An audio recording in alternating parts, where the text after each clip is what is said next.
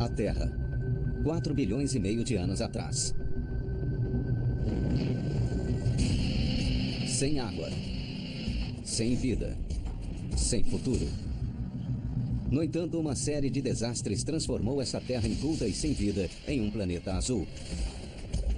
Com montanhas cobertas de gelo, selvas exuberantes e cânions sinuosos. Uma história sendo escrita há 4 bilhões e meio de anos. E que começa com uma explosão.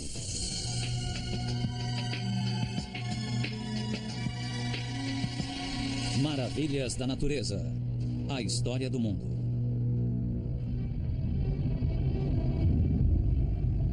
Há pouco mais de 4 bilhões e meio de anos, um acontecimento mudou para sempre o nosso mundo.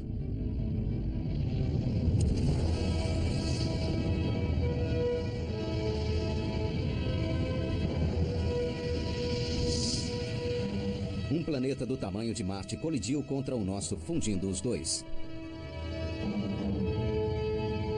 Essa colisão deu início ao movimento que acabaria mudando o nosso mundo, transformando-o de área desolada no planeta verdejante que conhecemos hoje.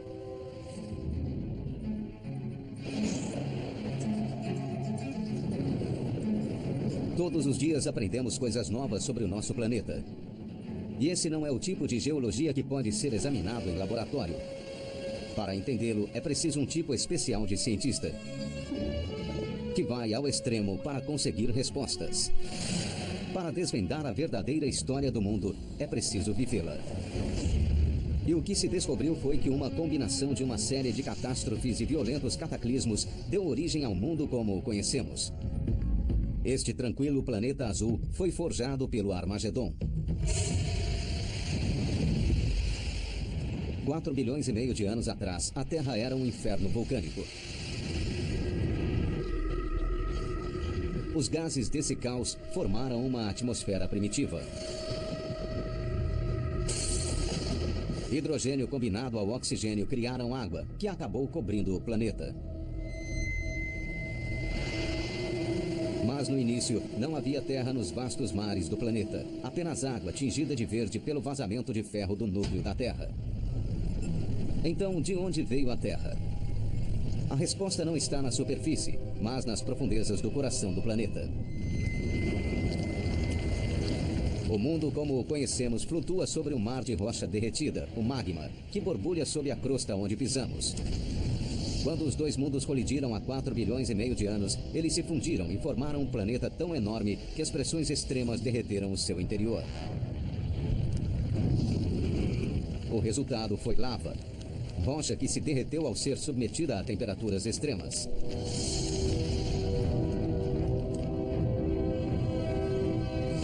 Essa é a essência que criou o mundo.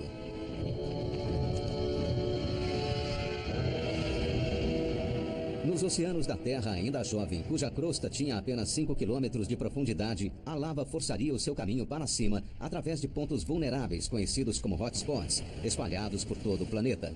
E perto da costa do Havaí, o geólogo Lloyd French consegue vê-los ainda ativos. Ele está observando um processo que se repete há mais de 4 bilhões de anos. Vejam, é dessa maneira que as ilhas se formam. São rochas derretidas, não é uma lareira com lenha queimando. Na verdade, são rochas incandescentes. O magma líquido originário da fornalha mais abaixo força seu caminho através da crosta. E quando a lava atinge a água, ela se solidifica. É possível ver a formação de uma crosta no contato com a água. Começa com centímetros lentamente, são alguns metros e, de repente, há uma nova ilha relativamente desenvolvida. À medida que a lava se acumula sobre a crosta recém-solidificada, mais terra se eleva do mar. E eis que surge uma ilha. Há 4 bilhões de anos, o nosso planeta era um mundo de ilhas vulcânicas erguendo-se num mar verde nocivo. Mas isso é só um lado da história. Transformar ilhas em continentes requer uma força ainda mais incontrolável que aquela da lava. A superfície do globo é composta por placas tectônicas, segmentos da crosta terrestre que se irradiam através de pontos vulneráveis no leito do oceano e migram sobre o magma no interior da Terra. Seus limites são marcados por uma enorme quantidade de atividade vulcânica, pois a colisão entre as placas lembra o apocalipse.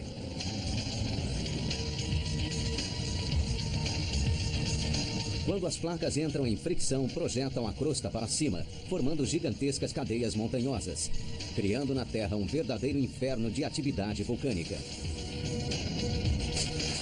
Essa atividade se chama deriva continental. E essa é a força que constrói o mundo.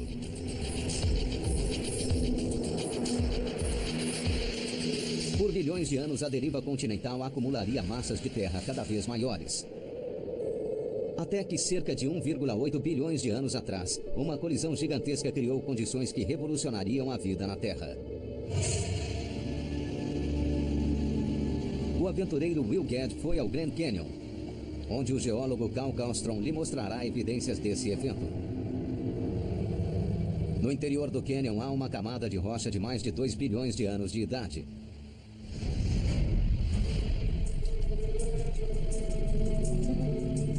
Uma evidência crucial na história da Terra, porque carrega todas as marcas características de uma colisão continental.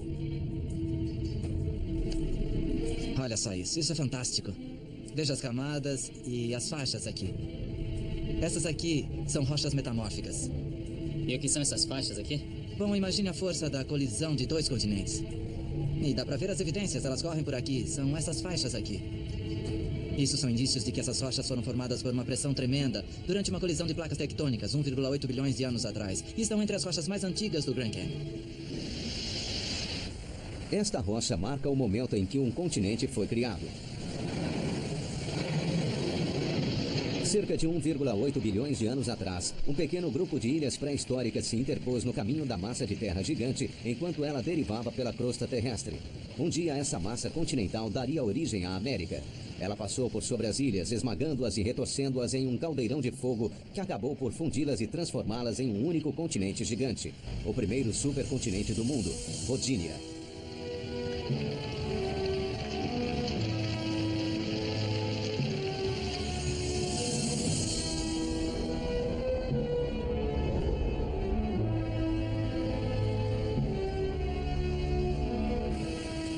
O litoral da Rodinia serviu de berço para um salto espetacular da vida. Em suas águas rasas, organismos unicelulares combinados deram origem a algas primitivas, que converteriam luz do sol em oxigênio. E esse oxigênio criaria condições para o salto seguinte, a vida animal.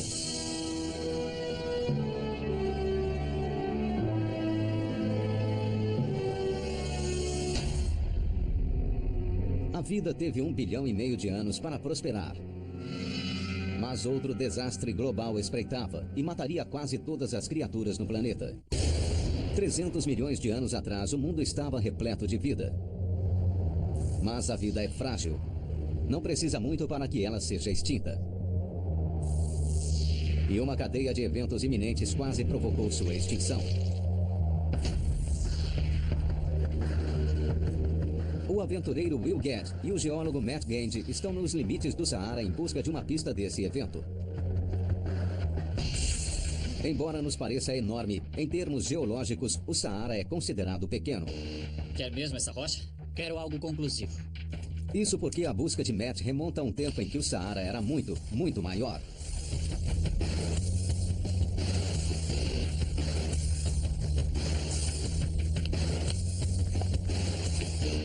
Você achou? Peguei, Matt.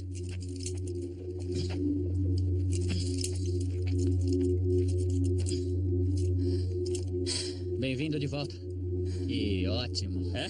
Era exatamente isso que eu queria. A pedra indica que este lugar abrigava um deserto cerca de 250 milhões de anos atrás. Mas há muito mais o que contar. Este deserto não era o Saara como o conhecemos hoje. Isto vem de um deserto bem mais antigo, de um ancestral do Saara. E eu até tenho um outro membro da família aqui. Esta rocha vem do Reino Unido. Da Inglaterra? Do norte da Inglaterra. E é do mesmíssimo deserto de onde veio esta rocha. As rochas do Saara e da Inglaterra vêm da mesma camada de arenito localizada entre os dois países. Apenas um tipo de evento criaria um deserto que se estende por 2 continentes modernos. E esse evento está intimamente ligado à migração dos continentes pelo planeta. 300 milhões de anos atrás, uma colisão entre 2 enormes massas continentais forçou a elevação do terreno, formando um gigantesco supercontinente, maior do que a Rodínia, chamado Pangeia, que significa toda a Terra. A colisão empurrou para cima uma cadeia de montanhas colossal, maior do que o Himalaia, que cortava todo o centro do supercontinente.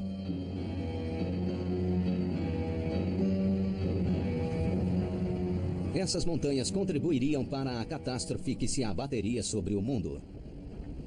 Sua extrema altitude afetou os padrões climáticos do enorme continente. Ao atingirem as encostas dessas terras altas, as nuvens vindas do oceano eram forçadas a se deslocar para o alto, criando a chamada base de nuvens.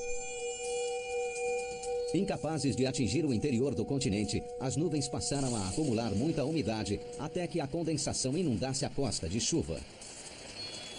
E essa precipitação transformou o litoral em um paraíso exuberante. Mas como as montanhas impediam a chegada da chuva ao coração do continente, o centro da Pangeia se tornou um superdeserto. Ele tinha 10 vezes o tamanho do Saara e cobria 60% do terreno. Os vestígios desse superdeserto podem ser encontrados não só no Saara, mas por todo o planeta. O Grand Canyon, a maior maravilha natural dos Estados Unidos, guarda um segredo incrível de seu passado. E o geólogo Larry Coates vai encontrá-lo.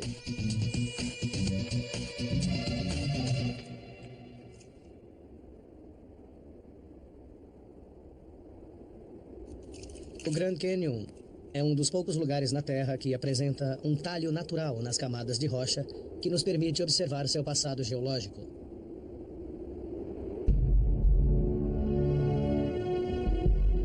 À medida que descemos no Canyon, voltamos milhões e até bilhões de anos no passado.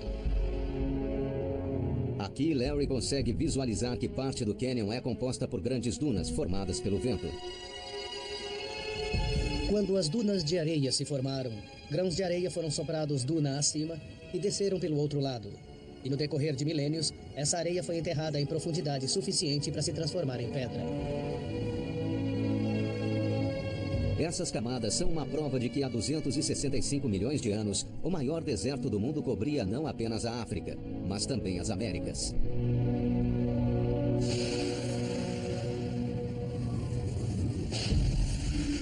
Esse deserto coincidiu com a extinção mais devastadora da história do mundo.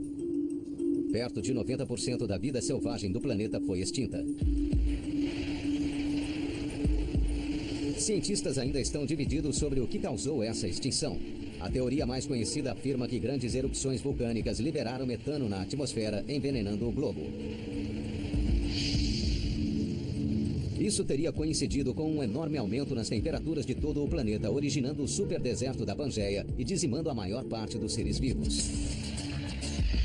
Essa mudança climática tão profunda daria início ao próximo capítulo da vida.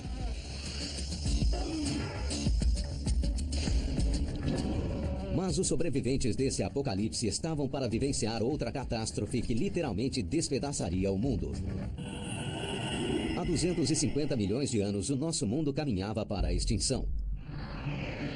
Era um planeta árido e quente, dominado por um supercontinente enorme e um deserto que cobria a maior parte da Terra. Mas tudo isso estava para mudar.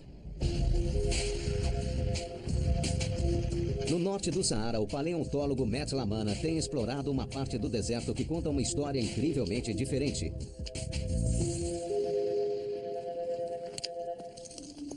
Esta é a base do dente de um peixe-serra. Ele é parente dos tubarões. E isto está encostado num pedaço de carapaça de tartaruga, aqui. Mas como é possível encontrar criaturas marinhas como estas em pleno deserto? Só há uma explicação plausível. Em algum momento em sua história, o Saara esteve submerso. Estamos no mundo marinho raso. Em um canal de maré, e a maré está subindo e baixando. Teria sido um paraíso tropical se comparado ao que é hoje. Mas esse paraíso guardava uma surpresa ainda maior. Enquanto escavava a área, a equipe de Matt encontrou os ossos de um dos maiores exemplares de dinossauro. Ele devia ter entre 24 e 27 metros de comprimento. E devia pesar entre 40 e 45 toneladas. Esta era a terra dos dinossauros. Um mundo sufocante, colossal, dominado por gigantes. E criaturas desse porte não sobreviveriam sem quantidades enormes de vegetação. Então, o que aconteceu ao mundo deserto da Pangeia para provocar tamanha mudança? A resposta a essa pergunta pode ser encontrada nas profundezas da selva na América do Sul. Aqui, os geólogos Hans Kraus e Terry Aiken viajam até o coração da Venezuela em busca de pistas sobre o que teria posto fim ao supercontinente. Um dos lugares de mais difícil acesso do planeta.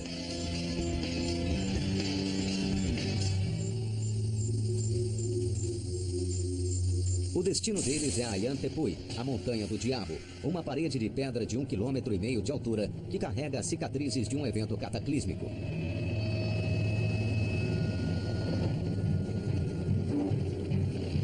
E eles encontram o que estão procurando em meio a uma paisagem de pináculos misteriosos e rochas fraturadas no topo da Ayantepui.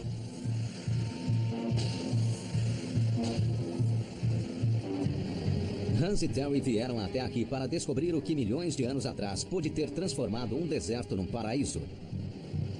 Pois para olhos treinados, milhares e milhares de fendas verticais podem revelar como esta paisagem foi criada.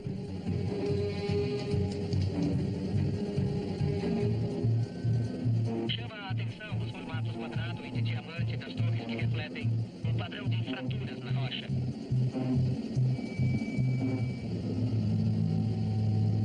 Essas rachaduras na rocha foram causadas por um evento muitíssimo importante. Elas indicam o ponto em que a Pangeia, o continente gigantesco, se partiu. Mais uma vez, as placas tectônicas que migram pelo mundo estavam se movimentando, só que agora afastando-se umas das outras.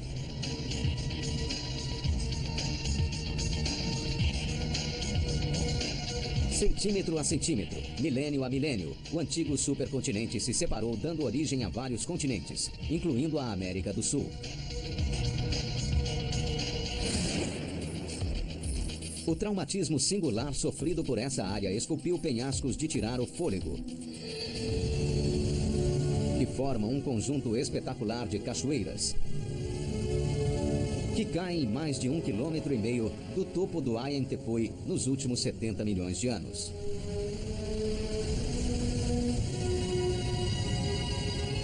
Estas são as Cataratas Angel.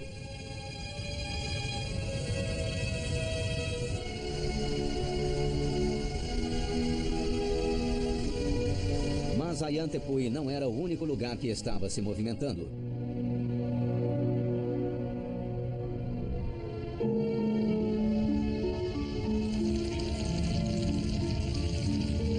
À medida que o supercontinente se afastou, o terreno que viria a ser o Saara desabou, permitindo que mares pré-históricos inundassem o deserto e criassem o Oceano Atlântico. Esse momento definiu o mundo moderno. No decorrer de milhões de anos, os continentes que conhecemos começariam a tomar forma, esculpindo as suas maravilhas naturais na paisagem. Ele criaria o Grand Canyon e daria forma ao continente americano. Há mais de 2 bilhões de anos, o leito rochoso do Grand Canyon foi moldado a fogo. Esmagado por forças monumentais, ele ajudou a moldar um continente, curtido sob o calor escaldante do deserto que cobria o mundo.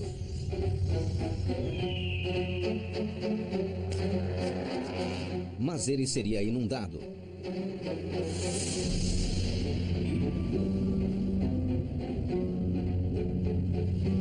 Repetidamente no decorrer de sua história, o Grand Canyon ficou submerso sob os mares da Terra pré-histórica.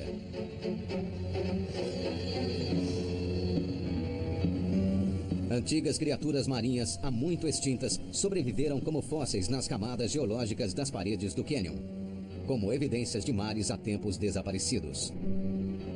Há fósseis de pequenas criaturas marinhas, esponjas bem parecidas com as encontradas nos oceanos hoje em dia. A Brachiópodes, uma espécie de marisco estriado. Essas camadas provam que 250 milhões de anos atrás o cânion estava sob a água, assim como esteve submerso mais recentemente. Pois 90 milhões de anos atrás, a América estava em movimento. Todo o meio oeste americano ficava sob um raso mar tropical. E o que transformou isso nas grandes planícies norte-americanas foi uma força capaz de mover montanhas. E à medida que migrava pelo mundo, a rota da placa norte-americana foi bloqueada pelo Pacífico. As duas placas colidiram num choque de titãs, cuja conclusão não poderia ser outra. A colisão empurrou a Terra, criando uma falha enorme. E a planície do Colorado deslocou-se verticalmente 5 quilômetros para o alto. A elevação do terreno teria um efeito profundo nos mares que cobriam o continente. O mar continental escoou e abriu caminho para a Mesoamérica. E o continente à deriva se chocou contra a placa do Pacífico, dando origem às montanhas rochosas. Rios começaram a descer pelas encostas das montanhas. E o rio Colorado correu pela planície. Com o tempo, ele esculpiria um dos maiores monumentos no Planalto de Arenito, o Grand Canyon. Hoje o rio fica a 1,5 km abaixo da planície, mas para chegar lá ele realizou uma jornada épica através do tempo.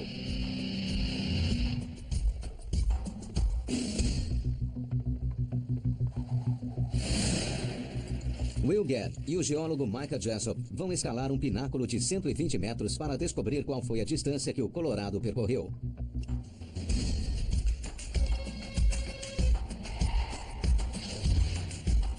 Olha a cabeça! Cabeça!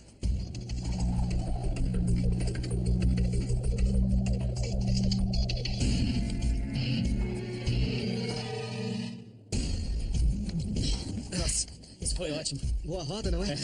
Muito boa. Que vista, hein? É, nada mal. O que Will e Micah observam não é um simples espaço vazio. O rio Colorado desgastou camada após camada de rochas vermelhas do platô. De seu ponto de vista, no topo de uma lasca minúscula das camadas ausentes, eles podem ver como a terra foi carcomida, deixando-a exposta aos elementos. Exposta na rocha vermelha abaixo deles, está toda a história da América. Estas camadas registram o mais famoso desastre de toda a história apocalíptica do planeta. Há 65 milhões de anos, um asteroide imenso atingiu a Terra. O impacto, combinado a um aumento na atividade vulcânica, deu início a um inverno nuclear que extinguiria os dinossauros. Nada com peso superior a 10 quilos sobreviveu. As criaturas mais aptas a sobreviver a essa catástrofe eram os mamíferos. Com o tempo, eles assumiriam distintas formas e tamanhos, espalhando-se por todo o planeta. Mas eles também precisariam sobreviver a várias provações. Nas profundezas do mar da Austrália estão as evidências de uma outra grande catástrofe. Uma catástrofe que afetaria profundamente o mundo. Uma equipe de mergulhadores arrisca a vida para encontrá-las. Muito bem. E o que eles trouxeram é uma coisa que não deveria existir. Rocha de Recife. Mas ela vem de um lugar profundo demais para a sobrevivência de um Recife. Só pode haver uma explicação. Em algum momento, o nível do mar deve ter estado bem mais abaixo do que está hoje. E que tipo de catástrofe poderia levar o nível do mar a baixar mais de 50 metros? E a resposta é uma era glacial. Bem-vindo ao Alasca. 12 mil anos atrás, o mundo estava envolto numa era glacial. Os polos se estenderam por todo o planeta, até um terço do mundo estar coberto em gelo. Os vestígios dessa era glacial continuam visíveis ainda hoje, evidências de uma época em que as geleiras cobriam o mundo.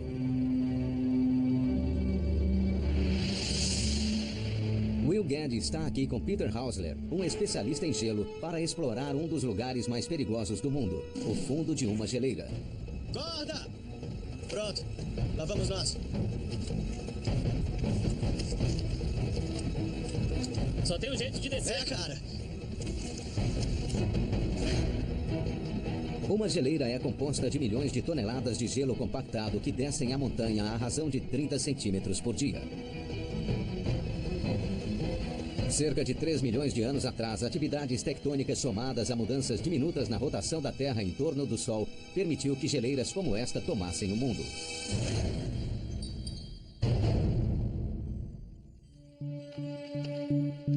À medida que as temperaturas globais caíram vertiginosamente, as frequentes nevascas começaram a se compactar, fundindo-se e formando uma grande massa de gelo.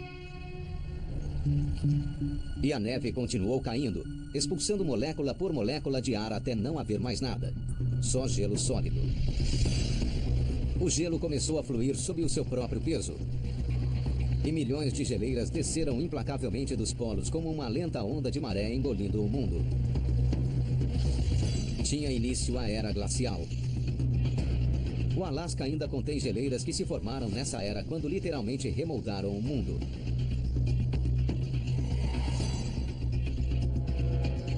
Essas geleiras aqui são capazes de ruir montanhas, de fazê-las em pedacinhos. Portanto, as rochas que estavam nas montanhas agora estão aqui embaixo, no meio da geleira. E aí a geleira age como uma esteira, arrastando a montanha, levando os sedimentos por este caminho até o oceano. E não houve apenas uma era glacial, houve dezenas. E cada uma durou milhares de anos. Acabamos de sair da última agora. Essa foi muito boa. É isso aí! O gelo nestas geleiras aprisionou a água dos oceanos, provocando uma baixa no nível dos oceanos em geral, que mudaria o mundo radicalmente. A era glacial teve um efeito marcante sobre a vida em todo o planeta. E Thomas Stiglitz, geofísico marinho, está procurando evidências disso na atualidade.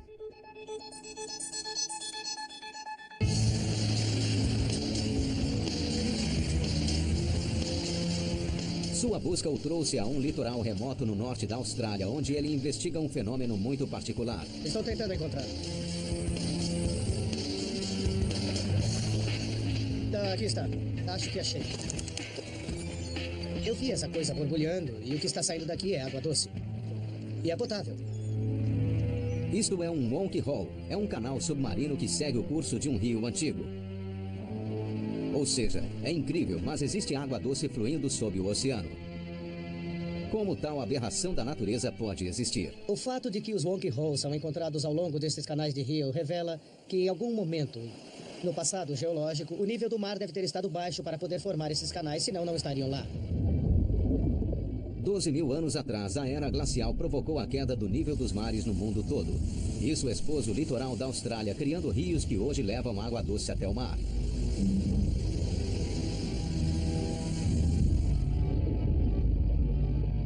Mas a era glacial não alterou apenas a Austrália. No leste do Saara, Matt Gage está explorando uma antiga rede de cavernas de 12 mil anos. E ele encontra a última coisa que se espera encontrar no deserto. Imagens fantásticas de pessoas nadando numa savana exuberante. É uma das coisas mais incríveis que eu já vi. Ver pinturas de pessoas nadando em um lago no meio do deserto do Saara e pinturas que datam de 12 mil anos. É incrível, considerando que não há nada por ali por centenas de quilômetros. 12 mil anos atrás havia uma catarata aqui.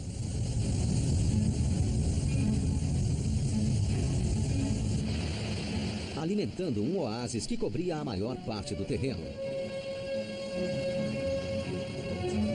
A última era glacial afetou o clima tão profundamente que o que antes era deserto tornou-se um paraíso verde e exuberante. A mudança climática foi uma oportunidade de ouro para o homem, e não só no Saara. No Alasca, a queda no nível do mar revelou uma ligação por terra até o Estreito de Bering, permitindo aos humanos acessarem a América. E o gelo moldaria o continente de várias maneiras. À medida que a era glacial chegou ao fim, o gelo aprisionado nas geleiras no topo do mundo começou a derreter. No oeste americano, enchentes relâmpago causadas pelas águas do degelo das geleiras desceriam pelas encostas das montanhas rochosas e percorreriam o Grand Canyon. A água do degelo carregou consigo penedos enormes que antes estavam presos às geleiras, e eles levantaram rochas do leito do rio, erodindo as paredes do cânion.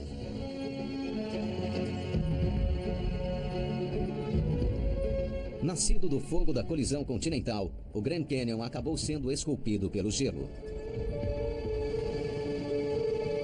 O gelo é uma força incrivelmente destrutiva, mesmo não na forma de geleira. Até algo tão minúsculo quanto uma gotícula de água é capaz de penetrar nas fendas do cânion, e quando ela congela, pode provocar a queda de rochas na borda. No decorrer de milhões de anos, forças como esta deram forma ao mundo. E mesmo depois da última era glacial, elas continuam a desgastar cânions, criar vales profundos e reduzir montanhas a planícies. E elas ainda irão mudar o nosso mundo de maneira que só estamos começando a entender. As maravilhas da natureza estão em movimento constante. As suas grandiosas maravilhas são moldadas a todo instante por uma combinação de erosão climática e forças geológicas. A atividade tectônica que vem construindo continentes há 4 bilhões de anos continua a construir terras ainda hoje. E isso está bem visível no Alasca, que é uma das áreas vulcânicas mais ativas do planeta. Ele contém 41 vulcões ativos. O mais perigoso é Monte Augustine. E o vulcanólogo John Power veio aqui monitorar uma área que entrou em erupção recentemente. Esta parte do vulcão é 100 metros ou mais alta do que esta área aqui antes da erupção. Isto que está diante de nós veio de mais ou menos uns 10 quilômetros sob a superfície.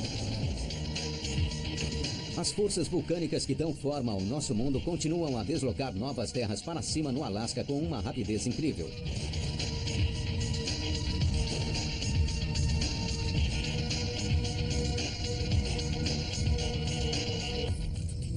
Este terreno onde estamos tem apenas uns 12 ou 13 meses de existência. Com certeza está entre os mais recentes que existem no Alasca. E sob o gelo, forças primitivas que têm construído a Terra nos últimos 4 bilhões de anos ainda estão irrompendo pela superfície. Contudo, mesmo enquanto novas terras se erguem, outras partes do mundo estão desaparecendo. Entre os últimos 15 e 20 anos, as temperaturas no Alasca vêm subindo cada vez mais. E bem acima do vale do Rio Nique, no sul do Alasca, os seus efeitos aparecem mais abaixo, no leito do vale.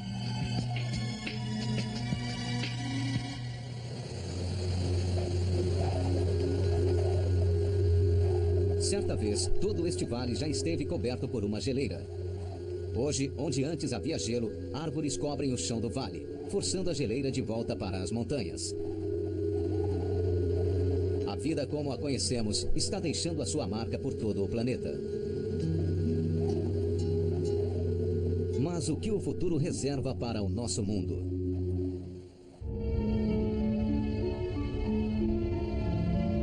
Daqui a 200 milhões de anos, a deriva continental vai reunir toda a Terra novamente e criar outro supercontinente gigantesco.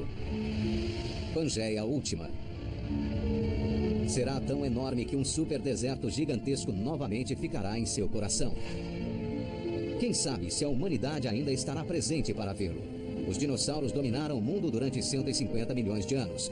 O Homo sapiens só existe há cerca de 200 mil anos. Já alteramos mais radicalmente do que qualquer outra criatura na história da Terra.